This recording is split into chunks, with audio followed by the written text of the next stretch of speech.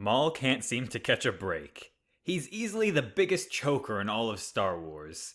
Every time he's about to win a fight, he somehow finds a way to mess it up. All the way back in his first appearance in The Phantom Menace, he was able to fight on par with Jedi Master Qui-Gon Jinn and his apprentice Obi-Wan Kenobi at the same time, arguably having the advantage, and killed Qui-Gon once they were separated. Even with the rage amp of his master being killed in front of him, Obi-Wan was disarmed and knocked down a shaft. Yet Maul let Kenobi jump right over his head, call his master's lightsaber to his side, and cut him in half.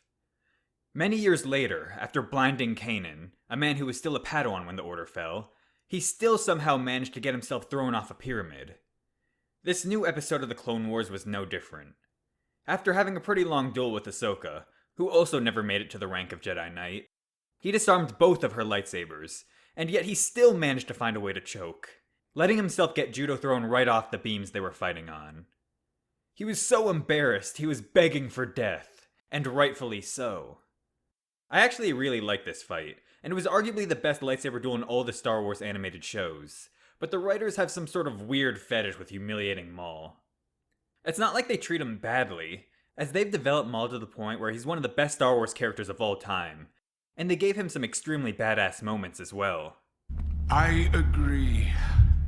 For example, how in this very episode he casually swiped away those blaster shots with the Force. But then they always have to go and do something that makes him look like a fool. It's like the Force is trying to balance itself out or something. One of the worst examples is when he couldn't even hit a bounty hunter on the floor right in front of him with his lightsaber.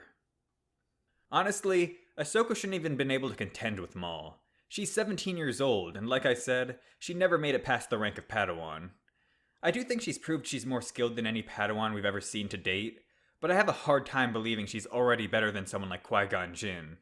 And Maul was able to get the better of him even with Obi-Wan's help, who was also older than Ahsoka and was ready for the trials. This was Maul in Episode 1, and after being revived during the Clone Wars, Savage said he actually grew in power after Maul easily defeated him in combat. Maul literally stomped Savage in seconds. The same Savage who threw around Ventress and Dooku, and fought Anakin and Obi-Wan at the same time. Maul later held his own against Sidious for a bit after Savage's death, even landing a kick on him.